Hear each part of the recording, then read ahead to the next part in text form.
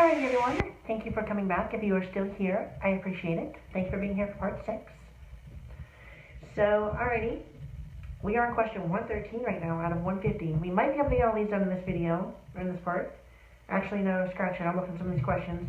We are not getting all these done in part 6. Part 7, though, will be it. Okay, so you always talk so much about how you love your Cavalier. What made you grow such a sentimental attachment to such a common car?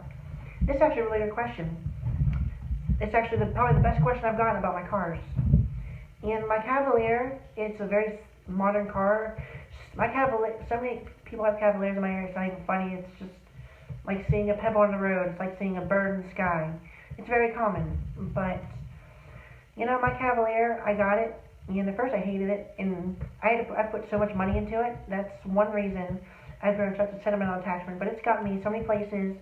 It's taken me to so many of my doctor's appointments for my hormones. I've done so much in it. I have so many memories in it. And that's really why I have such an attachment to it. Like all the work I put into, all the money that's gone into it. It's just like, I love this car so much. And it'll be a very long time if I ever part with it. If I do, I will probably have that car until it's a Flintstone car and my feet are through the floor pedaling.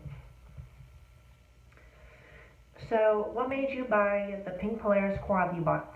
You know, when I was young, we always had quads. Like I said, I love the color pink. I'm just now being able to express it. So, when I found the pink quad, it was just around my size, and I was like, I gotta buy it.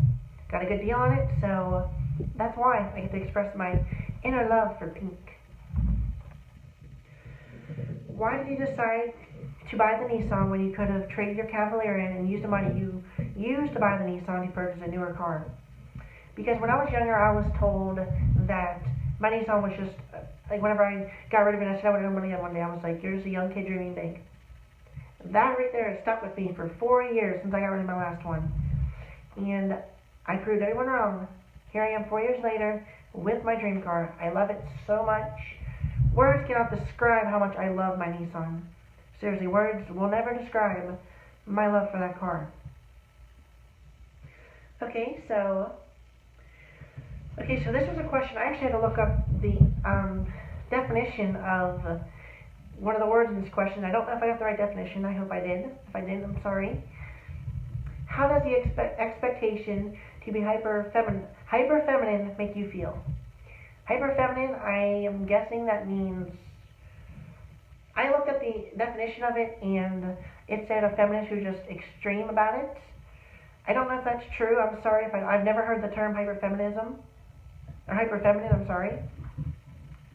But, I'm just going to answer this like I was asked, how does the expectation of being feminine make you feel? And honestly, I enjoy it. I enjoy having to be feminine, and like I said, I'm sorry this question is a little hard to answer because I don't know the exact definition of the word, and I am really sorry for that. Terms never come up around me, but being feminine, I actually like it because like I said, I never had to express when I was younger, so obviously being able to be myself now, I love it so much. How does it make you feel when guys hyper-fetishize you or trans people in general? I don't really know the definition of hyper-fetishize again, so I am really sorry. I feel bad that I don't know the answer to it, but this one's hard to answer because I really honestly don't know. I looked up hyper-feminine, but I didn't look up this word. Hold on, I'm going to Google this word so I can answer this question. So give me one moment, people. Use my tablet right here.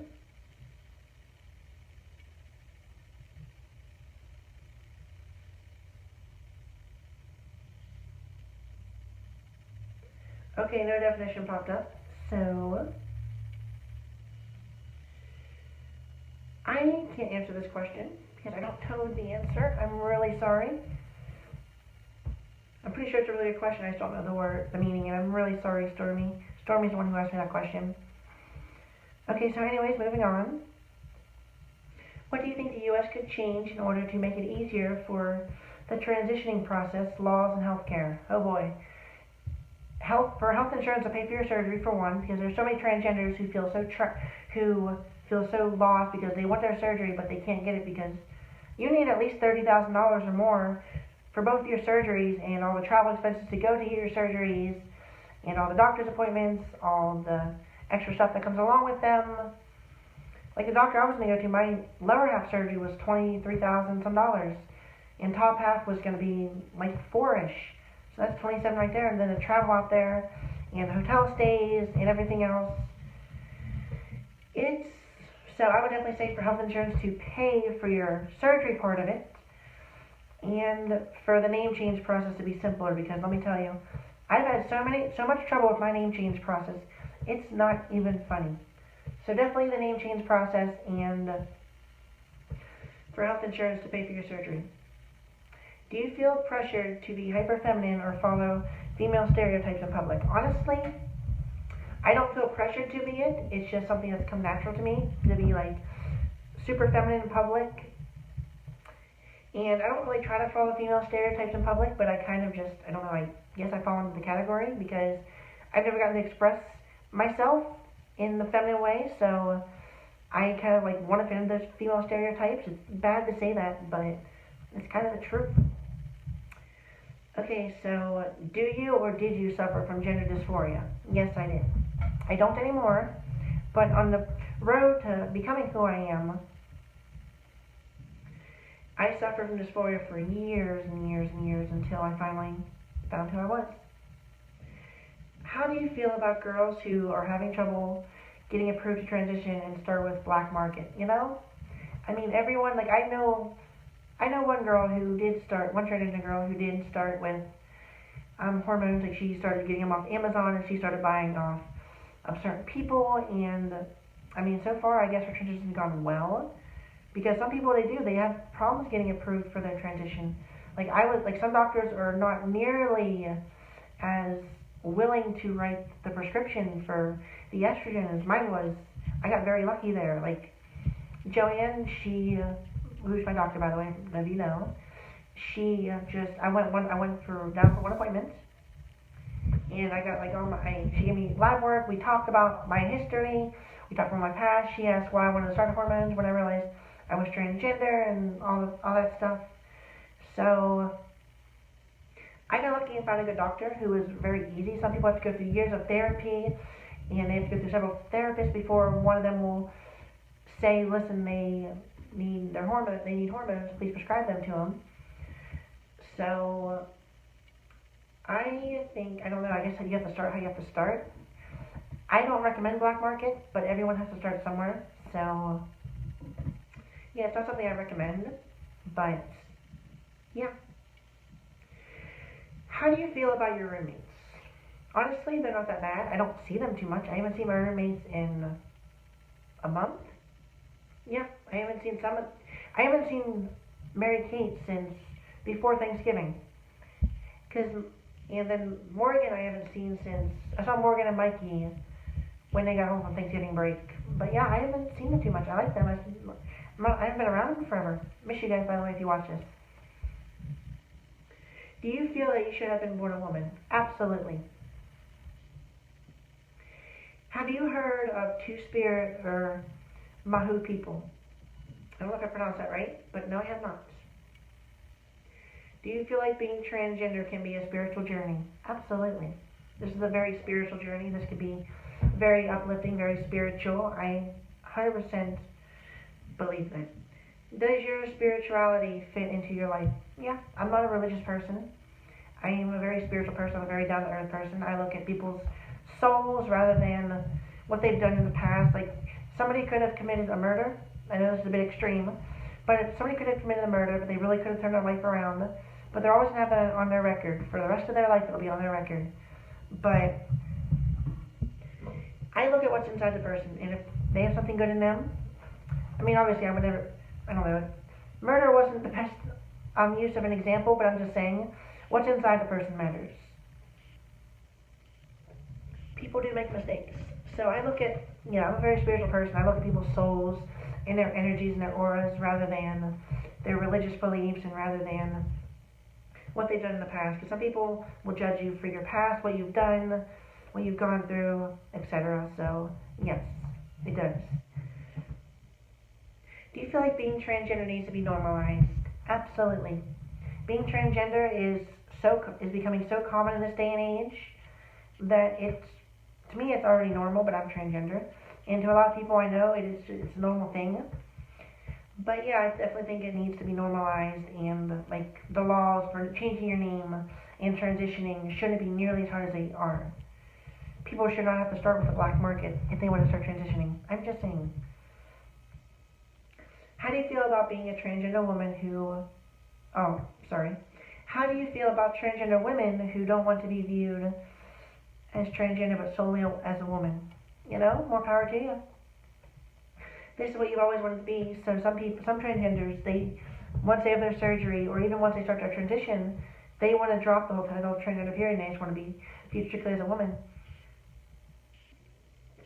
And personally, I want to be viewed as too, but I embrace being transgender. It's something I'm never going to be able to hide from. Whenever I get my surgeries, however, actually no, I'm going to save that question for later on in the video. We are at question 128. But anyways, I think more power to you if that's what you want to be. If you don't want to be viewed as transgender, if you want to be solely as a woman, I think everyone should embrace their being transgender, but that's just me. That's not everyone's opinion whatsoever, and I respect everyone's opinion. So, actually, no, I don't respect everyone's opinion, because there's some people's opinion about me who they can shove it. But anyways, so yeah. Okay, so do you think it's easier to transition in other countries, both medically and socially? I think in Canada it's easier to transition, both medically and socially, because they have free health care, surgeries are paid for, hormones are paid for, you pay for nothing. And Canada is such a more open place than the U.S. U.S. is an open place, but there's a lot of the U.S. who is still in the past, who still doesn't want to accept what transgenders are and who they are. So I think definitely Canada is probably the easiest place to transition socially and medically. I'd say the U.S. is second. We're high up there, but Canada ranks above us. Just in my opinion, for transitioning. Okay, we're at 12 minutes, 30 seconds. How do you feel about passability? Should someone try hard to be passable, or should it not matter? I honestly think, like, to me, it's important to pass. I don't want to be clocked. I don't want people doing double takes, and I don't get that anymore. But when I first started transitioning, I did. So, I mean, it all depends on the person. If you don't mind being clocked, and if you don't care what somebody thinks of you, if you don't mind them whispering and double looking you and clocking you, then by all means you shouldn't have to be passable.